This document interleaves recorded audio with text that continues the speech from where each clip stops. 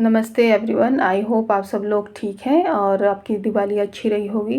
तो आज का मेरा टॉपिक एक्सटेंडेड टॉपिक है। जो हमने स्टूडेंट स्ट्रेस की बात करी थी तो उसमें हमने ये बात नहीं की थी कि हम उसको कैसे रिकॉग्नाइज़ कर सकते हैं, कैसे पहचान सकते हैं कि हमारा बच्चा या स्टूडेंट स्ट्रेस में है, डिप्रेशन में है या नहीं, और उसका हम कैसे सॉल्यूशन कर सकते हैं। तो सबसे पहले ये काम माता पिता का ही होता है और टीचर्स का होता है, बट टीचर्स को इतना टाइम होता नहीं है, तो इसलिए मैक्सिमम रिस्पॉन्सिबिलिटी माता पिता या घर के बड़ों की हो जाती है, क्योंकि मैक्सिमम टाइम जो बच्चा होता है वो घर पे ही गुजारता है। तो इसलिए माता पिता को सबसे पहले अपने बच्चे के व्यवहार को समझने की ज़रूरत है। अगर उस व्यवहार में कोई भी चेंज आ रहा है, आपको लगता है कि आपका बच्चा वो काफ़ी ज़्यादा चिड़चिड़ा सा हो गया है, या फिर वो ढंग से खाना नहीं खा रहा है, सिर दर्द बोल रहा है, थका थका सा रहता है, या फिर स्कूल जाने के लिए मना करता है, या स्पोर्ट्स एक्टिविटी जो भी उसको पसंद है वो नहीं कर रहा है, और कभी कभी ज़्यादा खा रहा है, कभी कभी खा ही नहीं रहा है, और मैक्सिमम टाइम सोने में ही अपना टाइम लगा जा रहा है, तो ये सारे लक्षण जो होते हैं वो स्ट्रेस के होते हैं और डिप्रेशन के होते हैं।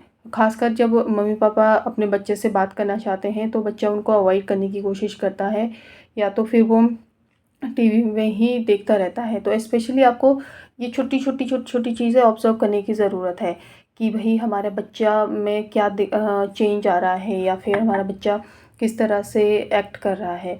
क्योंकि जब हमें इन सारी चीज़ों का रिकॉग्नाइज़ हो जाएगा, जब हम पहचान लेंगे कि हमारा बच्चा स्ट्रेस में है या डिप्रेशन में है, तो हम उसका सॉल्यूशन कर सकते हैं। तो उसका सॉल्यूशन करने के लिए सिंपली हमें अपने बच्चे से बात करनी है। सबसे पहले तो अगर आपको लगता है कि बच्चा और विद्यार्थी कुछ तो अलग कर रहा है जो कि हमारी समझ में भी नहीं आ रहा है, तो हमें सबसे पहले एक साइकोलॉजिस्ट, जो दिमाग के डॉक्टर्स होते हैं या काउंसलर्स होते हैं, उनसे बात करने की ज़रूरत है।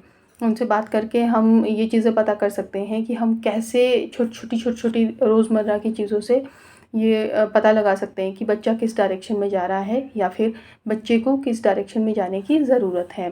तो इस तरह से हमें ये चीज़ कन्वे करनी है। और दूसरा, हमें सबसे पहले अपना भी बिहेवियर सुधारना है। ऐसा नहीं है कि हम बच्चे को बार बार स्ट्रेस देते रहें कि भाई फर्स्ट आ जा, ये कर, वो कर, वो कर।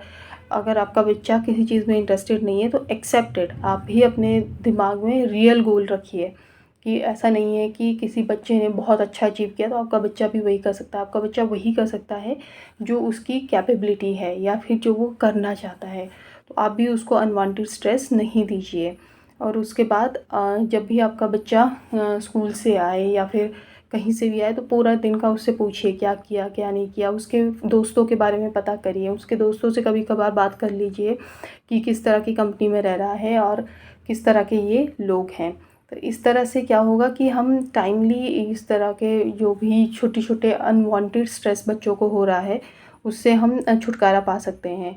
और हमें ये देखने की भी ज़रूरत है as a parents, as a family member और एज़ अ टीचर कि हमारा बच्चा किस कंपनी में, कहीं सेक्सुअल एक्टिविटीज़ में इन्वॉल्व तो नहीं हो रहा है, कहीं कोई ड्रग्स वगैरह ले रहा है, या फिर बीड़ी सिगरेट पान मसाला खाने वाले के इर्द गिर्द तो नहीं रह रहा है।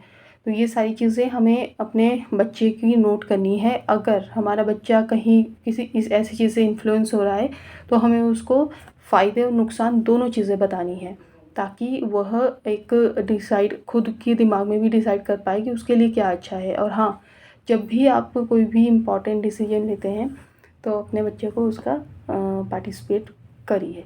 अपने बच्चे को अपने उसमें पार्टिसिपेट करिए और उसको बोलिए कि आप चलो भाई बताओ आप क्या चाहते हो, हम क्या डिसाइड करें।